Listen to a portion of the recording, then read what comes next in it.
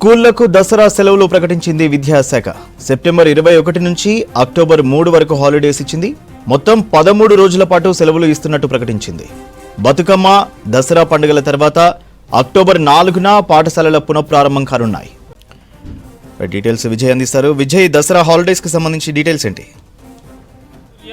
విద్యా సంవత్సరానికి సంబంధించినటువంటి అకాడమిక్ ఇయర్ క్యాలెండర్ను స్కూల్స్ రీఓపెన్ కాకముందే పాఠశాల విద్యాశాఖ ప్రకటిస్తుంది. ప్రతి సంవత్సరం కూడా ముందుగా ఈ విద్యా సంవత్సరం ఎన్ని వర్కింగ్ డేస్ ఉన్నాయి, ఎప్పుడు సెలవులు ఇవ్వాలి, పండుగలకు సంబంధించి కూడా అకాడమిక్ ఇయర్ క్యాలెండర్లో ఇస్తారు. అయితే రీసెంట్గా మనం చూసాం, రాష్ట్రంలో ఇటీవల కురిసినటువంటి భారీ వర్షాల నేపథ్యంలో అనేక రోజుల పాటు, అంటే 3 నుంచి 5 రోజుల పాటు పాఠశాలలకు సెలవులు ఇవ్వడం, కొన్ని జిల్లాల్లో ఏకంగా వారం రోజుల పాటు కూడా సెలవులు రావడంతో దసరా సెలవులు ఈసారి కొంత తగ్గిస్తారనేటువంటి ఒక చర్చ జరిగింది. అయితే ఈ నేపథ్యంలోనే నిన్న రాత్రి విద్యాశాఖ ఒక ఆదేశాలు కూడా జారీ చేసింది. మొత్తంగా కూడా దసరా సెలవులకు సంబంధించి ఈ నెల 21 నుంచి వచ్చే నెల 3 వరకు పాఠశాలలకు సెలవులు ఇస్తున్నట్టు కూడా విద్యాశాఖ అధికారులు స్పష్టం చేశారు. అయితే మొత్తంగా కూడా 13 రోజుల పాటు పాఠశాలలకు సెలవులు ప్రకటించడం జరిగింది. ఎందుకంటే తెలంగాణలో అతిపెద్ద పండుగ అయినటువంటి దసరా కానీ బతుకమ్మకు సంబంధించి ఇటు గ్రామాల్లో కూడా మనం ఇప్పుడు చూస్తున్నాం, దేవి నవరాత్రులు కూడా ఘనంగా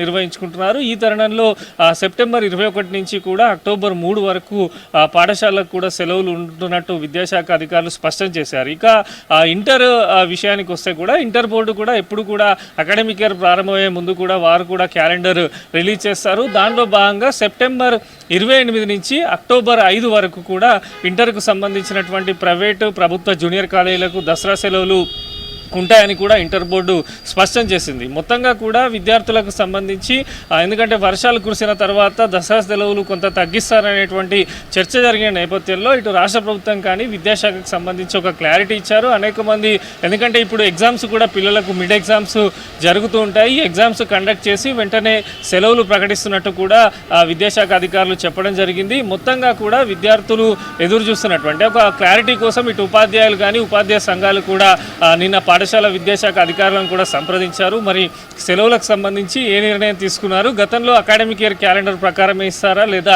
సెలవులు ఏమైనా తగ్గిస్తున్నారా అనే ఒక ఉపాధ్యాయ సంఘాలు ఉపాధ్యాయులు అడిగినప్పుడు పాఠశాల విద్యాశాఖ స్పష్టం చేసింది. మొత్తంగా కూడా 13 రోజుల పాటు విద్యార్థులకు సెలవులు ఇస్తున్నారు. ఇక మనం చూస్తే అక్టోబర్ 2న దసరా పండుగ ఉంది, గాంధీ జయంతి.